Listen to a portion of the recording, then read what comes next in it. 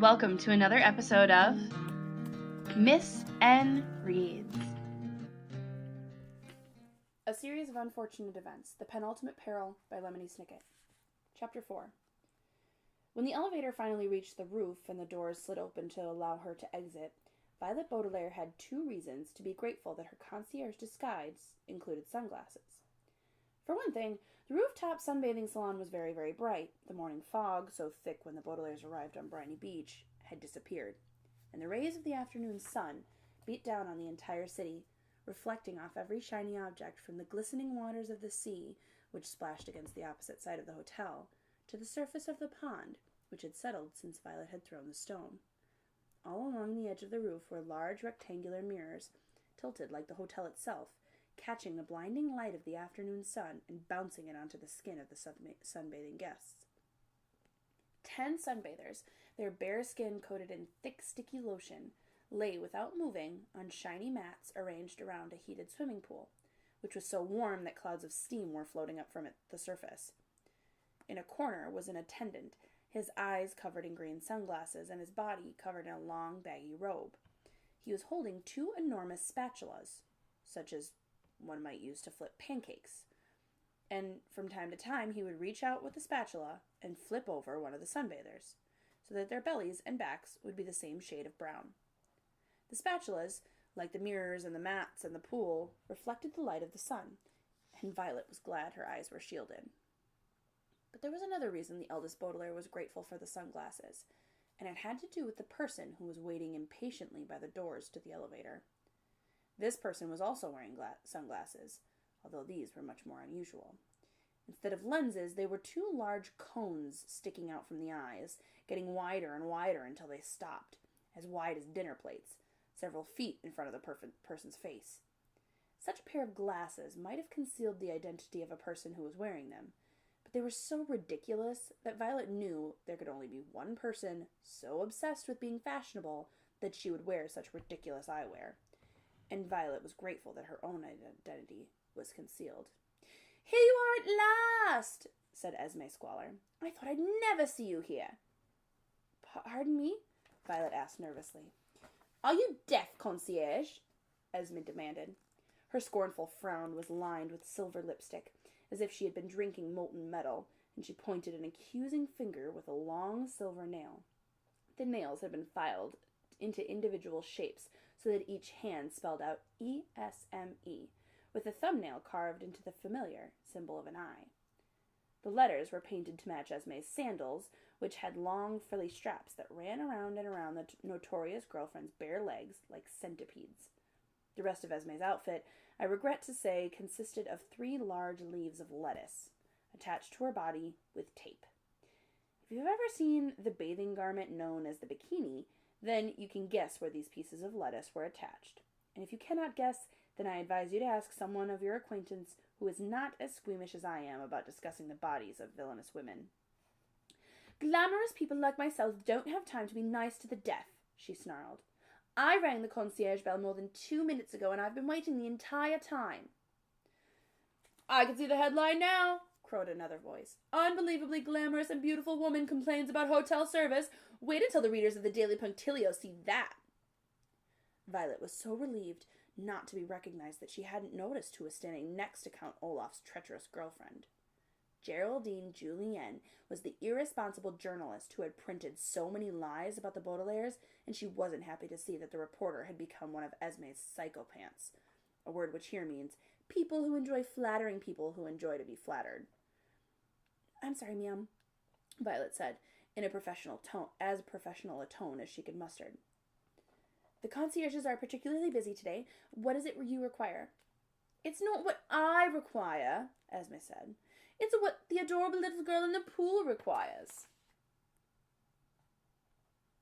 "I'm not an adorable little girl," yet another familiar voice from the direction of the heated pool, and Violet turned to see Carmelita Spatz, a spoiled and unpleasant child the Baudelaires had first encountered at boarding school, who had gone on to join Count Olaf and Esme Squalor in performing treacherous deeds. "I'm a ball-playing cowboy superhero soldier pirate," she cried, emerging from a cloud of steam. She was wearing an outfit as ridiculous as Esme's, though thankfully it wasn't as revealing. She had on a bright blue jacket covered with shiny medals such as are given to people for military service, which was unbuttoned to reveal a white shirt that proclaimed the name of the sports team in curly blue letters. Stapled to the back of her jacket was a long blue cape, and on her feet were a pair of bright blue boots with spurs, which are tiny wheels of spikes used to urge animals to move more quickly than they might otherwise prefer. She had a blue patch covering one of her eyes, and on her head was a blue triangular hat with a skull and crossbones printed on it, the symbol that pirates use while prowling the high seas. Carmelita Spatz, of course, was not on the high seas, but had managed to drag a large wooden boat to the rooftop sunbathing salon so she could prowl a high swimming pool. On the bow of the boat was an ornately carved figurehead, a word which here means a wooden statue of an octopus attacking a man in a diving suit, and there was a tall mast stretching up toward the sky, which held a billowing sail and had the insignia of an eye matching the one on Count Olaf's ankle. The eldest Baudelaire stared for a moment at this hideous figurehead, and then turned her attention to Carmelita. The last time Violet had seen this unpleasant captain of this boat, she was dressed in all pink and was announcing herself as a tap-dancing ballerina, fairy princess, veterinarian, but the eldest Baudelaire could hardly say whether being a ball-playing cowboy, superhero, soldier pirate was better or worse. "Of course you are, darling," purred Esme, and turned to Geraldine Julienne with a smile one mother might give another at a playground. "Carmelita's been a tomboy lately," she said, using an insulting term inflicted on girls whose behavior some people find unusual. "I'm sure your daughter will grow out of it," Geraldine replied, who, as usual, was speaking into a microphone. "Carmelita Spatz is not my daughter," Esme said haughtily. "I'd no sooner have children of my own than I would wear modest clothing." "I thought you adopted 3 orphans," Geraldine said. "When it was in," Esme hurriedly added, using her favorite word for fashionable. "But orphans are out now." "Then what's in?" asked Geraldine breathlessly. "Planning cocktail parties in hotels, of course," crowed Esme. "Why else would I let a ridiculous woman like yourself interview me?" "How wonderful!" cried Geraldine, who appeared not to realize that she had just been insulted. "I can see the headline now. Esme Squalor, the most glamorous person ever. Wait until the readers of the Daily Punctilio see that. When they read about your career as an actress, financial advisor, girlfriend, and cocktail party hostess, they'll get so excited that some of them will probably have heart attacks." "I hope so," Esme said. "I'm sure my readers will want to know all about your stylish outfit," Geraldine said, holding her microphone under Esme's chin. "Will you tell us something about those unusual glasses you're wearing?" "They're sinoculars," Esme said, patting her strange eyewear. "They're a combination of sunglasses and binoculars. They're very in, and this way I can watch the skies without getting the sun in my eyes, or the moon, if something would happen to arrive at night."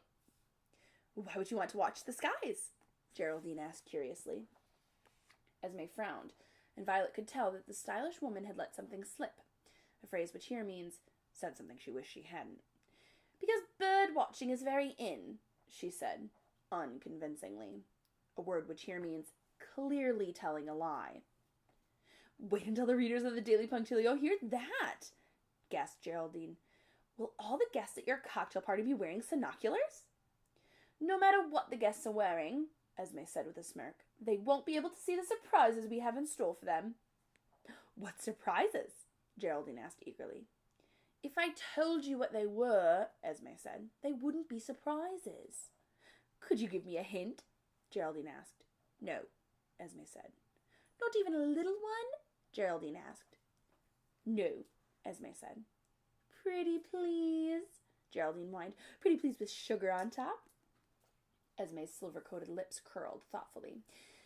"If I give you a hint," she said, "you'll have to tell me something too.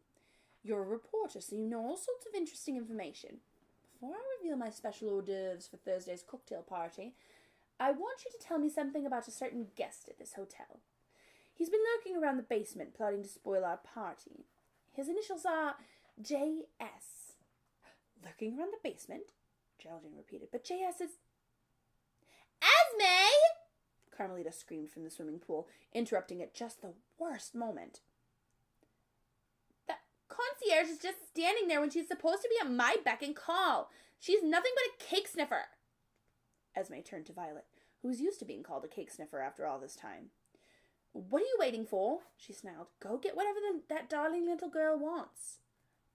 Esme twirled around and marched away, and Violet was glad to see that the villainous girlfriend's outfit had two more lettuce leaves than what had been visible from the front. The eldest Baudelaire was sorry to stop performing her flaneur errands and began her duties as a concierge. But she stepped to the edge of the swimming pool, walking carefully on the tilted roof of the hotel and peering into the clouds of steam. "What is it you want, miss?" she asked, hoping Carmelita would not recognize her voice. "A harpoon gun, of course," Carmelita said. "County said that I can't be a ball-playing cowboy superhero soldier pirate without a harpoon gun." "Who is County?" Geraldine asked. "Esme's boyfriend," Carmelita said. "He thinks I'm the most darling special little girl in the entire world. He said if I used my harpoon gun properly, he would teach me how to spit like a real ball-playing cowboy superhero soldier pirate." "I can see the headline now," Geraldine said into her microphone. "Ball-playing cowboy superhero soldier pirate learns to spit." Wait until the readers of the Daily Punctilio see that. "I'll fetch you a harpoon gun, miss," Violet promised, ducking to avoid the attendant's spatula, which was overturning a sunbathing woman. "Stop calling me miss, you cake sniffer," Carmelita said. "I'm a ball-playing cowboy superhero soldier pirate." Fetching objects for people who are too lazy to fetch them for themselves is never a pleasant task, particularly when the people are insulting you. But as Violet walked back to the elevator and pressed the button for it to arrive, she wasn't thinking about Carmelita's atrocious behavior. She was too preoccupied, a word which here means wondering what exactly Esme Squalor and Carmelita Spatz were doing at the Hotel Denouement. The two unsavory females knew full well about VFD and the plans for Thursday's gathering, but the eldest Baudelaire did not believe for a minute that what they were planning was a cocktail party. As the doors slid open and Violet stepped inside, she wondered why Esme was using her binoculars to search the skies. She wondered what Carmelita wanted with a harpoon gun, and she wondered how Esme knew about the imposter J.S., who was apparently lurking around the basement of the hotel. But most of all, she wondered where Count Olaf, or as Carmelita liked to call him, County, was hiding, and what treachery he was planning. Violet was thinking so hard about her observations as a flaneur that it was only when the elevator doors shut that she remembered her errand as a concierge and realized that she had no idea where to find a harpoon gun. Harpoon guns are not part of the usual equipment provided by a hotel, and the only time Violet had seen such a device was in Esme Squalor's own hands, back when she was disguised as a policewoman in the village of Foul Devotees. Even if the Hotel Denouement had thought to keep such a thing in the building, Violet could not imagine where she might find it in the Dewey Decimal System without a catalog. She wished Klaus were with her, as the only number of the Dewey Decimal System she knew by heart was 621, which labeled her favorite section, Applied Physics. With a glum sigh, the eldest Baudelaire pressed the button for the lobby. "You're asking me for help?" cried either Frank or Ernest, when Violet managed to find him. The lobby of the Hotel Denouement was even more crowded than when the Baudelaires had arrived, and it took Violet a few minutes before she could find the familiar figure of the volunteer, or his villainous brother. "I'm the one who needs help," he said. "An astonishing number of guests have arrived earlier than expected. I have no time to be a concierge helper." "I realize that you're busy, sir," Violet said. She knew that calling a person sir can often help you get what you want, unless, of course, the person is a woman. "A guest has requested a harpoon gun, and I don't know where to find one." "I wish the Hotel Denouement had a catalog." "You shouldn't need a catalog," the manager said. "Not if you're who I think you are." Violet gasped, and either Frank or Ernest took one step closer to her. "Are you?" he asked. "Are you who I think you are?" Violet blinked behind her sunglasses. There are people in this world who say that silence is golden, which simply means that they prefer a calm and peaceful hush to the noise and clutter of the world. There's nothing wrong with such a preference, but sadly there are times when a calm and peaceful hush is simply not possible. If you're watching the sunset, for instance, silence may permit you to be alone with your thoughts as you gaze at the darkening landscape, but it may be necessary to make a loud noise to scare off any grizzly bears that may be approaching. If you're riding in a taxi, you might prefer silence so you can study your map in peace, but the occasion may require you to shout, "Please turn around, I think they've driven through those hedges!" And if you've lost a loved one, as the Baudelaires did on the fateful day of a fire, You may wish very dearly for a long period of silence, so you and your siblings can contemplate your puzzling and woeful situation. But you may find yourself tossed from one dangerous situation to another and another and another, so that you begin to think that you'll never find yourself in a calm and peaceful hush. As Violet stood in the lobby, she wanted nothing more than to be silent, so that she might further observe the man standing next to her, and discover, if he was a volunteer, to whom she could say, "Yes, I'm Violet Baudelaire," or a villain, to whom she could say, "I'm sorry, I don't know what you're talking about." But she knew that she could not hope for a calm and peaceful hush in the chaos of Hotel Denouement, and so rather than remain silent, she answered the manager's question as best she could. "Of course I'm who you think I am," she said, feeling as if she were talking in code, although in a code she didn't know. "I'm a concierge." "I see," said Frank or Ernest unfathomably. "And who is requesting the harpoon gun?" "A young girl on the roof," Violet said. "A young girl on the roof?" the manager repeated with a sly smile. "Are you sure a harpoon gun should be given to a young girl on the roof?"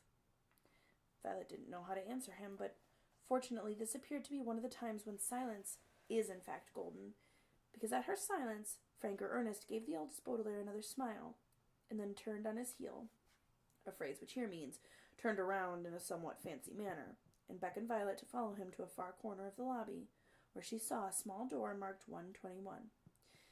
"This number stands for epistemology," he explained, using a word which here means theories of knowledge, and looked hurriedly around the lobby as if he were being watched. "I thought it'd be a good hiding place." Frank, or Ernest, took a key out of his pocket and unlocked the door, which swung open with a quiet creak to reveal a small, bare closet. The only thing in the closet was a large, wicked-looking object, with a bright red trigger and 4 long, sharp hooks. The eldest Baudelaire recognized it from her stay in the village of Foul Devotees. She knew it was a harpoon gun, a deadly device that ought not to be in the hands of anyone, let alone Carmelita Spatz. Violet did not want to touch it herself, but as the manager stood at the door gazing at her, she could think of no other choice, and carefully removed the device from the closet. "Be very careful with this," the manager said, in an unfathomable tone. "A weapon like this should only be in the hands of the right person. I'm grateful for your assistance, concierge. Not many people have the courage to help with a scheme like this." Violet nodded silently, and silently took the heavy weapon from Frank or Ernest's hands. In silence, she walked back to the elevators, her head spinning with her mysterious observations as a flaneur and her mysterious errand as a concierge, and in silence she stood at the sliding elevator doors, wondering which manager she had spoken to, and what precisely she had said to him in her coded, quiet response. But just before the elevator arrived, Violet's silence was shattered by an enormous noise. The clock in the lobby of the Hotel Denouement is the stuff of legend, a phrase which here means very famous for being very loud. It is located in the very center of the ceiling, at the very top of the dome, and when the clock announces the hour, its bells clang throughout the entire building, making an immense, deep noise that sounds like a certain word being uttered once for each hour. At this particular moment, it was 3 o'clock, and everyone in the hotel could hear the booming ring of the enormous bells of the clock, uttering the word 3 times in succession. "Wrong, wrong, wrong." As she boarded the elevator, the harpoon gun heavy and sinister in her gloved hands, Violet Baudelaire felt as if the clock were scolding her for her efforts at solving the mysteries of the Hotel Denouement. Wrong. She had tried her best to be a flaneur, but hadn't observed enough to decode the scheme of Esme Squalor and Carmelita Spatz. Wrong. She had tried to communicate with one of the hotel's managers, but had been unable to discover whether he was Frank or Ernest. And most wrong of all, she was now taking a deadly harpoon to the rooftop sunbathing salon, where it would serve some unknown, sinister purpose. With each strike of the clock, Violet felt wronger and wronger, until at last she reached her destination and stepped out of the elevator. She dearly hoped her 2 siblings had found more success in their errands, for as she walked across the roof, avoiding a spatula as it flipped the guests on their mirrored mats, until at last she could hoist the harpoon gun into Carmelita's eager and ungrateful hands, all the eldest Baudelaire could think was that everything was wrong, wrong, wrong.